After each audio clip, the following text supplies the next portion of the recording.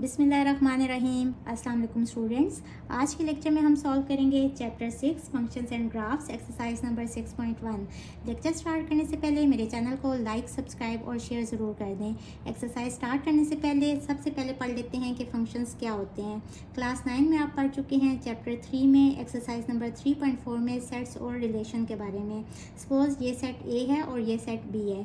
अब अगर हमने number of elements of Cartesian product of A into B find करना हो तो इसको फाइंड करने का क्या तरीका है कि यहाँ कितने एलिमेंट्स हैं 3 और यहाँ कितने हैं 1 2 3।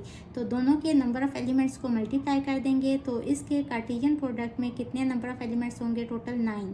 काउंट करके देख लें 1 2 3 4 5 6 7 8 9।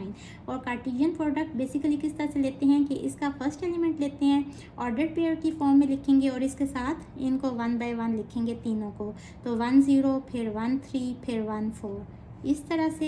फिर इसका सेकंड एलिमेंट लेंगे और उसको भी इसी तरह से 1 बाय 1 इन तीनों के साथ लिखेंगे। 2 0 2 3 और 2 4 इस तरह से करके। फिर इसका थर्ड एलिमेंट लेंगे और उसको भी इन तीनों के साथ लिखेंगे 3 0 3 3 और 3 4 इस तरह से।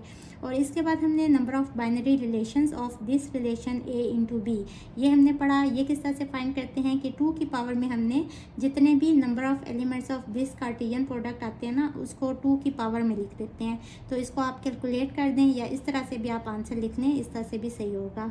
अब सपोज ये एक रिलेशन है आर जिसके अंदर ऑर्डर पेयर्स किस तरह के हैं कि जो फर्स्ट एलिमेंट है वो ए सेट का एलिमेंट है और सेकंड एलिमेंट बी सेट का एलिमेंट है। बेसिकली ये जो कार्टेशियन प्रोडक्ट हमने लिखा है इसमें भी फर्स्ट एलिमेंट इस सेट का है ना और सेकंड एलिमेंट इस सेट का है। कोई भी आप ऑर्डर्ड पेयर देख लें तो इसी तरह से अरेंजमेंट है। और यहाँ कंडीशन क्या है कि ए छोटा है बी से, यानी कि फर्स्ट एलिमेंट सेकंड एलिमेंट से छोटा है। तो इसके अंदर कौन से ऑर्डर्ड पेयर्स आएंगे, इसी के अंदर से आएंगे। ये नहीं आएगा क्योंकि इसमें ये इससे बड़ा है।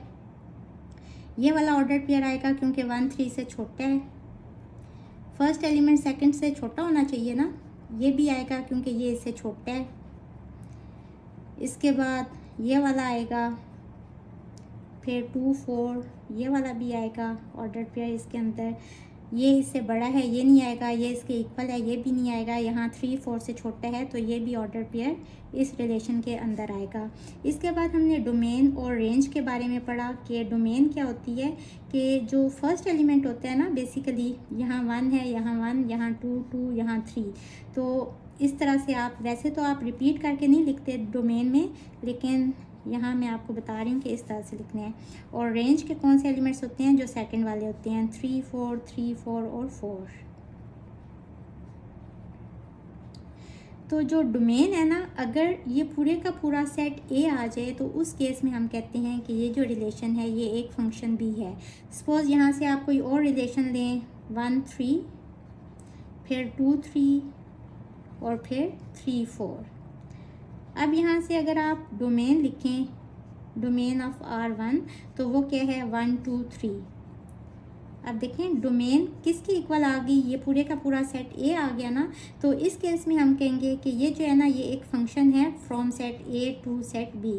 और इसको ड्रॉ किस तरह से करते हैं कि यहाँ ए और यहाँ बी पूरे का पूरा सेट एज इट इज़ लिखते हैं, ये वाला 1 2 3 और यहाँ 0 3 4 और यहाँ से यूँ एरो डालते हैं और यहाँ लिखते हैं कि ये एक फंक्शन है। और कैसा फंक्शन है, 1 से 3 इस तरह से, फिर 2 से 3 इस तरह से और फिर 3 से 4 इस तरह से।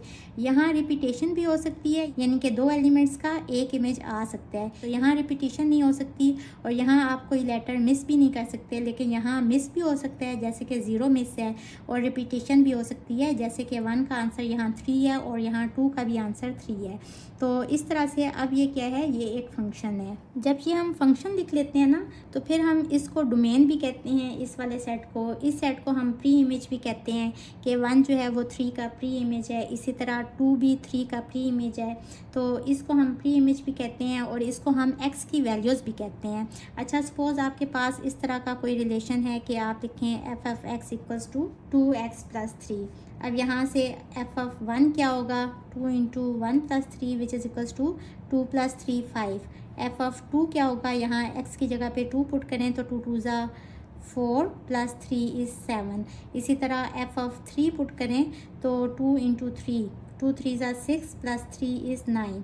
अब ये फंक्शन किस तरह का बन रहा है कि x की वैल्यूज़ 1 2 3 हैं और इसके अलॉन्ग जो यहाँ फंक्शन है ना उसमें क्या आंसर्स आ रहे हैं, 1 का 5 आ रहा है, 2 पुट करने से 7 आ रहा है और 3 पुट करने से 9 आ रहा है। तो यहाँ ये फंक्शन था।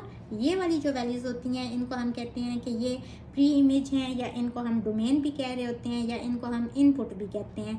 ये जो होते हैं ये बेसिकली एफ ऑफ एक्स का आंसर्स होते हैं, यानी कि इसको हम फंक्शन कहते हैं कि ये फंक्शन का आंसर आ गया है। जैसे कि एफ ऑफ 1 का आंसर यानी 1 पुट करने के बाद आंसर 5 आया, इसी तरह एफ ऑफ 2 का आंसर 7 आया, एफ ऑफ 3 का आंसर 9 आया। तो इसको हम कहते हैं कि ये फंक्शन भी है, इसको हम रेंज भी कहते हैं, इनको हम इमेजेस भी कहते हैं और इनको हम आउटपुट भी कहते हैं। आप इस तरह से भी कह सकते हैं कि 5 जो है ये 1 का इमेज है, 7 2 का इमेज है, 9 3 का इमेज है, और ये वाले एलिमेंट्स क्या हैं, ये प्री इमेजेस हैं। 1 5 का प्री इमेज है, 2 7 का प्री इमेज है, 3 9 का प्री इमेज है। तो होप आपको समझ आ गई होगी। अब चलते हैं क्वेश्चन नंबर 1 की तरफ। क्वेश्चन नंबर 1 में सिंपल हमने बताने हैं कि क्या ये जो रिलेशंस गिवन है ना R1 R2 R3 और R4, क्या ये फंक्शन है फ्रॉम A टू B। तो उसके लिए सिंपल हम डोमेन फाइंड कर लेंगे और रेंज फाइंड कर लेंगे। डोमेन ऑफ फंक्शन ये क्या है, 2 6 8 4। ये जो फर्स्ट एलिमेंट्स होते हैं ना ये डोमेन के होते हैं, 2 6 8 और 4। बेसिकली तो रेंज यहाँ फाइंड नहीं करनी, लेकिन फिर भी मैं आपको बता रही हूँ कि 3 5 3 1 ये जो सेकंड एलिमेंट है ये रेंज के एलिमेंट है। अब हमने चेक करना है कि क्या जो डोमेन है वो इक्वल टू सेट ए आ रही है या नहीं। अगर एलिमेंट्स आगे पीछे हो जाएं तो उससे फ़र्क नहीं पड़ता। आप देखें, since domain of F this is equals to A, 2 4 6 8 2 4 6 8, और देखें कोई रिपीटिशन भी नहीं है। इट मीन्स कि ये पूरे का पूरा सेट ए है। इससे क्या पता चला कि this is a function from A to B. तो हम लिखेंगे कि yes it is a function from set A to set B. इसी तरह यहाँ भी हम डोमेन फाइंड कर लेंगे, 2 6 8 6 2 6 8 6। अब देखें यहाँ रिपीटिशन भी हो गई है और हमें वैसे भी कौन से एलिमेंट्स चाहिए, 2 8 6 और 2 8 6 और 4 चाहिए। तो since domain is not equals to set A, hence it is not a function. Next भी हम उसी तरह से डोमेन फाइंड कर लेंगे, domain of function this is equals to 2 6 and 8। फिर देखें ये इक्वल्स टू सेट ए के नहीं आ रही ना, यहाँ 4 नहीं आ रहा इसके अंदर, तो this is not equals to set A. This implies that R3 is not a function. यहाँ भी हम डोमेन फाइंड करेंगे, डोमेन ऑफ अ फंक्शन। और जब भी डोमेन और रेंज लिखते हैं ना तो उसको सेट की फॉर्म में लिखते हैं, फिर ऑर्डर्ड पेयर्स ख़त्म हो जाते हैं। तो 2 6 8 4। अब देखें ये पूरे का पूरा सेट ए ही आ गया। तो this implies that R4 is a function from set A to set B. तो ये हमारा क्वेश्चन नंबर 1 कंप्लीट हुआ। Before solving question number 2 you should know about different types of a function. जब हम फंक्शंस को चेक कर रहे होते हैं ना तो हम ये वाले एलिमेंट्स को देखते हैं जिनको हम डोमेन कहते हैं। अगर तो डोमेन इक्वल आ जाए सेट ए के तो उस केस में हम कहते हैं कि वो रिलेशन एक फंक्शन भी है। इन एलिमेंट्स को हम प्री इमेजेस भी कहते हैं, इनको हम वैल्यूज़ ऑफ एक्स भी कहते हैं। और इसी तरह से ये जो एलिमेंट्स हैं इनको हम कहते हैं कि ये रेंज के एलिमेंट्स हैं, या इनको हम कहते हैं कि ये इमेज हैं, या ये कोडोमेन भी होते हैं, या ये एफ ऑफ एक्स की वैल्यूज़ भी होती हैं। अब इनटू फंक्शंस कौन से होते हैं, जब भी हमने फंक्शंस की डिफरेंट टाइप्स को चेक करना होता है ना तो हम रेंज के एलिमेंट्स को देखते हैं। और रेंज के एलिमेंट्स को देखते हुए डिफरेंट टाइप्स ऑफ फंक्शंस हैं, जैसे कि into, onto, 1 to 1, injective और बाइजेक्टिव। सबसे पहले पढ़ेंगे इनटू फंक्शंस के बारे में। There should be at least one element in set B which is not the image of any element of set A. Suppose A का image है 1, B का इमेज है 2, सी का इमेज है 3, तो एटलीस्ट यहाँ बी सेट में एक एलिमेंट ऐसा होना चाहिए जो यहाँ किसी भी एलिमेंट का इमेज ना हो, तो वो फंक्शंस इनटू फंक्शंस होते हैं। इसको आइडेंटिफाई करना तो बहुत आसान है। आपके पास जब इस तरह का कोई भी फंक्शन गिवन होगा तो आप सेट बी में चेक करेंगे कि कोई एलिमेंट खाली है या नहीं। अगर तो यहाँ कोई एलिमेंट ऐसा है जो यहाँ किसी भी एलिमेंट का इमेज नहीं है, तो उस केस में हम कहेंगे कि वो इनटू फंक्शन है। अब ऑन टू फंक्शंस कौन से होते हैं? If every element of set B is the image of at least one element of set A. Suppose यहाँ मैं एक फंक्शन लिख देती हूँ आपको समझाने के लिए, F of X equals to X square, और यहाँ x की वैल्यूज़, ये x की वैल्यूज़ होती हैं ना, -1, 1 और 2 लेते हैं सपोज। अब देखें, जब यहाँ x की जगह पे आप -1 पुट करें तो -1 का स्क्वायर, यहाँ जो आंसर आता है ना वो f ऑफ x की वैल्यूज़ होती हैं, तो -1 का स्क्वायर आंसर इज़ 1, यानी कि इसका जो इमेज बन रहा है वो ये है। इसी तरह जब यहाँ 1 पुट करेंगे तो f of 1 equals to 1 square which is equals to again 1, इस 1 का इमेज भी ये 1 ही आ रहा है। और अगर यहाँ x की जगह पे 2 पुट करें तो 2 स्क्वायर इज़ 4, इसका इमेज ये बन रहा है। तो यहाँ जितने भी एलिमेंट्स हैं ना उसको किसी ना किसी एलिमेंट का इमेज होना चाहिए, एटलीस्ट एक का इमेज होना चाहिए, 2 का इमेज भी हो सकता है। जैसे कि ये 1 है, ये -1 का भी इमेज है और 1 का भी इमेज है, तो ये जो 1 है ना ये 2 एलिमेंट्स का इमेज है, और 4 यहाँ सिर्फ 1 एलिमेंट का इमेज है। तो एटलीस्ट एक एलिमेंट का इमेज होना ज़रूरी है। इसका मतलब ये हुआ कि यहाँ कोई भी एलिमेंट खाली नहीं होगा, हर एक फील्ड होगा, एक एक दफ़ा भी उसके ऊपर एरो आ सकते हैं, यानी कि अगर ये 4 ना होता तो ये भी एक ऑन टू फंक्शन होता। अगर यहाँ ABC होता, यहाँ 1 2 3 होता, 4 ना होता। तो देखें 1 जो है ये इमेज है A का, 2 इमेज है B का, 3 इमेज है C का, तो उस केस में भी ये ऑन टू फंक्शन होता। अब 1 to 1 फंक्शंस कौन से होते हैं? If distinct element of set B is the image of distinct element of set A, यानी कि यहाँ जो इमेज है ना, अगर डिफरेंट इमेज हो तो उसके लिए एक डिफरेंट एलिमेंट है, ये इस तरह से, यानी कि डिफरेंट एलिमेंट जो यहाँ इमेज है उसके लिए डिफरेंट एलिमेंट होना चाहिए। यहाँ कोई भी ओवरलैपिंग भी नहीं होना चाहिए और यहाँ कोई भी एलिमेंट इस तरह से एक्स्ट्रा खाली भी नहीं होना चाहिए, तो ये 1 to 1 फंक्शन होगा। इन तीनों फंक्शंस की तो आपको समझ आ गई होगी। देखें यहाँ एक एलिमेंट खाली है तो ये इनटू फंक्शन है।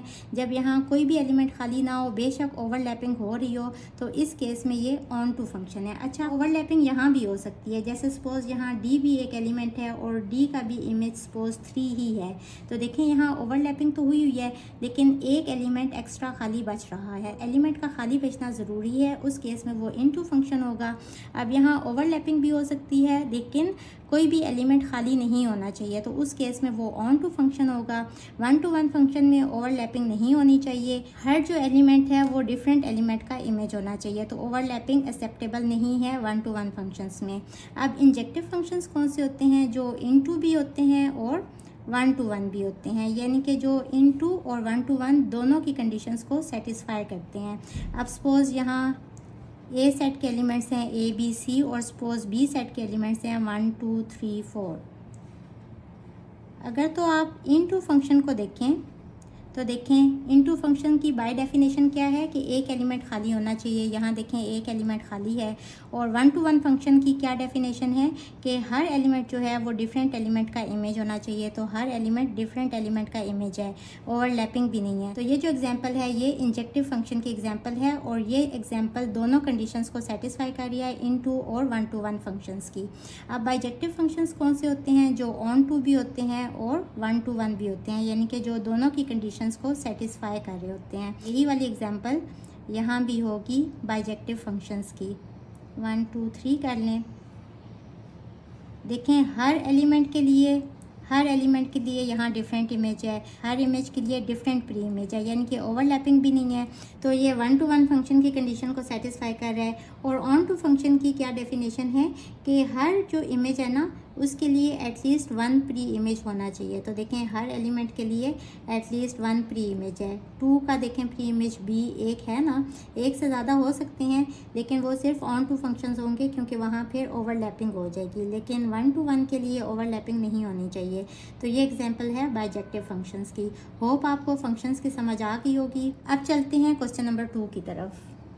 Question number 2 is identify the functions from the following diagram. सबसे पहले हमने ये बताना है कि ये सब फंक्शंस हैं भी या नहीं। Also right there types. फिर अगर ये फंक्शंस हुए तो हमने इनकी डिफरेंट टाइप्स के बारे में बताना है। अगर आप इसके फर्स्ट पार्ट को देखें तो सेट बी का हर एलिमेंट जो है वो इमेज है किसी ना किसी एलिमेंट का। 1 इमेज है 5 का, 3 इमेज है 2 का, 5 इमेज है 3 का। इट मीन्स कि ये ऑन टू फंक्शन है। इसके बाद हमने चेक करना है कि क्या ये 1 to 1 भी है या नहीं। अगर ये 1 to 1 भी हुआ तो उस केस में ये बाइजेक्टिव हो जाएगा।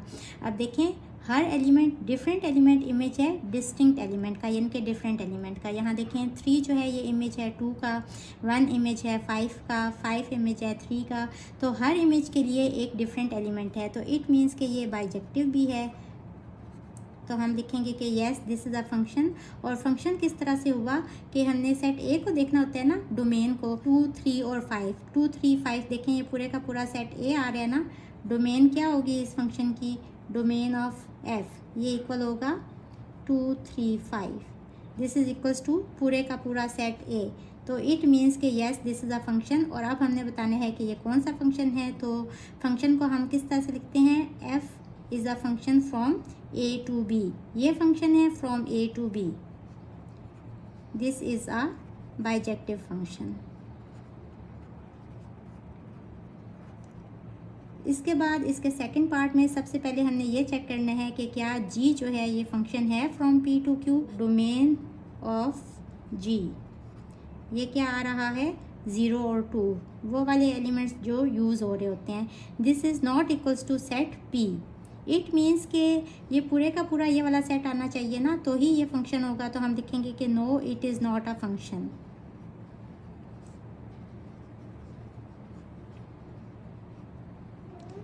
लास्ट पार्ट को भी उसी तरह से सॉल्व करेंगे। अब देखें यहाँ एक एलिमेंट एक्स्ट्रा है जो कि किसी भी एलिमेंट का इमेज नहीं है, तो इट मीन्स कि ये इनटू फंक्शन है। अब हम ये भी चेक कर लेंगे कि क्या ये 1 to 1 है या नहीं।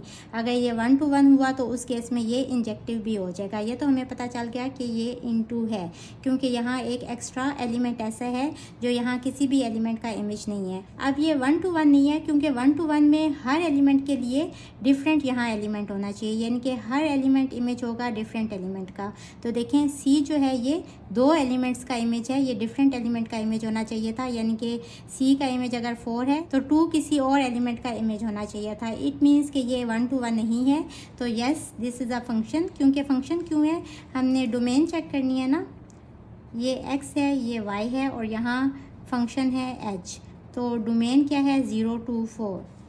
डोमेन पूरे का पूरा सेट x आ गया। इट मीन्स कि h is a function, h is a function from x to y।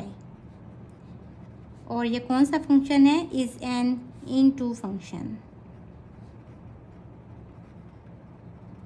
Question number 3 में हमें फंक्शन एफ ऑफ एक्स दिया हुआ है equals to X square minus 1 और 2x प्लस 3, और हमने ये वाली वैल्यूज़ फाइंड करनी है। यानी कि यहाँ हमने x की जगह पे आप 2 पुट करना है। तो यहाँ 2 पुट करेंगे तो ये हो जाएगा 2 square minus 1 over 2 into 2 plus 3। यहाँ 2 1 सा 2, 2 2 से कट गया। 2 square is 4 minus 1 plus 3। 4 plus 3 is 7 और 7 minus 1 is 6। So F of 2 का आंसर आ गया 6। इसके बाद है एफ ऑफ माइनस 1। तो हमने यहाँ फंक्शन में x की जगह पे माइनस 1 पुट करने हैं। ये हो जाएगा माइनस 1 का square minus 1 over 2 into minus 1 plus 3। ये हो जाएगा minus 1 square is 1 minus minus plus 1 over 2 और plus 3। 3 plus 1 is 4, 4 plus 1 over 2। अब एलसीएम सेम करेंगे, नीचे और ऊपर 2 से मल्टीप्लाई करेंगे तो ये हो जाएगा नीचे 2 और ऊपर 4 2 ज़ा 8 plus 1। 8 plus 1 is 9 over 2। Book में ये वाला आंसर है। आप इसको ऐसे भी लिख सकते हैं फ्रैक्शन में 4 whole 1 over 2, या आप इसको ऐसे भी लिख सकते हैं 4.5। तीनों तरह से आपके आंसर्स ठीक होंगे। इसके बाद हमने x की वैल्यू लेनी है 2 over 3 और इसमें पुट करनी है फंक्शन में, और इसकी वैल्यू फिर फाइंड करनी है। 1 over 2 इंटू एक्स की जगह पे 2 over 3 और प्लस 3। यहाँ 2 इस 2 से कट जाएगा, 2 स्क्वायर इज़ 4 और 3 स्क्वायर इज़ 9, माइनस यहाँ बच्चा 1/3 और प्लस 3। इसके बाद देखें एलसीएम सेम करने के लिए यहाँ हमें किससे मल्टीप्लाई करना पड़ेगा, एलसीएम क्या आएगा 9 ना। तो अगर हम इसको 3 से मल्टीप्लाई करें तो 3 3 ज़ा 9 और ऊपर भी 3 से मल्टीप्लाई करना पड़ेगा, और अगर इसको हम 9 से मल्टीप्लाई करें तो यहाँ ऊपर भी 9 से मल्टीप्लाई करना पड़ेगा। अब देखें नीचे एलसीएम तीनों का क्या आ गया 9 और ऊपर आ गया 4 माइनस 3 1 ज़ा 3 प्लस 9 3 ज़ा 27। इसको सिंप्लीफाई करें तो आंसर इज़ 28/9। इसके बाद हमने t+1 पे इसकी वैल्यू फाइंड करनी है। x की जगह पे सिंपल हमने पुट कर देना है t+1, तो ये हो जाएगा t+1 square minus 1/2 into t+1 plus 3। इसके बाद देखें इसको हमने ओपन करना है, तो यहाँ फार्मूला कौन सा यूज़ होगा, a+b होल स्क्वायर। ये वाला फार्मूला आप काफ़ी दफ़ा पढ़ चुके हैं, equals to a² plus 2ab plus b square. तो a यहाँ क्या है t है ना, तो t का स्क्वायर प्लस 2 इंटू a है t और b है 1, ऐसे बेशक ब्रैकेट लगा लें, और प्लस b का स्क्वायर और b क्या है 1, तो 1 का स्क्वायर 1 ही होता है। और यहाँ इसको सिंप्लीफाई कर लें, माइनस 1/2 t और प्लस माइनस माइनस और 1/2 और प्लस 3 आ जाएगा। ये हो जाएगा t² plus 2t plus 1 plus 3, इन दोनों को ऐड कर लें तो ये हो जाएगा 4 और माइनस 1/2t और माइनस 1/2। अब देखें ये और ये इन दोनों को सॉल्व करें तो आंसर क्या आएगा आपका, ये क्या है 2t और ये क्या है माइनस 1/2t। इन दोनों में से अगर t कॉमन ले लें तो यहाँ हो जाएगा 2 माइनस 1/2। अब एलसीएम सेम करेंगे तो यहाँ नीचे और ऊपर 2 से मल्टीप्लाई करेंगे तो नीचे आ जाएगा 2 और ऊपर 4 minus 1 which is equals to 3/2। तो साथ में t आ रहा है 3/2t, इन दोनों को सिंप्लीफाई करके इनका आंसर आएगा 3/2t और प्लस 4 माइनस 1/2, इनको भी अगर सिंप्लीफाई करें तो इसका आंसर आ रहा है 11/2t। 2 कॉमन ले लें यहाँ से नीचे से, तो यहाँ देखें 2 कॉमन लेना है ना, तो नीचे 1 है, अगर इसको 2 से मल्टीप्लाई करें ऊपर भी 2 से मल्टीप्लाई करें तो ही हम 1/2 कॉमन ले सकते हैं ना। तो ऊपर क्या टर्म यहाँ अंदर आ जाएगी 2t² और यहाँ प्लस 3t और यहाँ माइनस 7t। t नहीं है यहाँ क्योंकि 4 और माइनस 1/2 को हमने सिंप्लीफाई किया तो माइनस 7/2 आ गया। तो 1/2 हमने कॉमन ले लिया, बाकी क्या टर्म बच गई अंदर 7। बुक में यहाँ 8 लिखा हुआ है लेकिन मैंने इसको 2-3 दफ़ा चेक किया है तो मेरा आंसर बहरहाल यही आ रहा है। सो ये हमारा क्वेश्चन नंबर 3 कंप्लीट हुआ।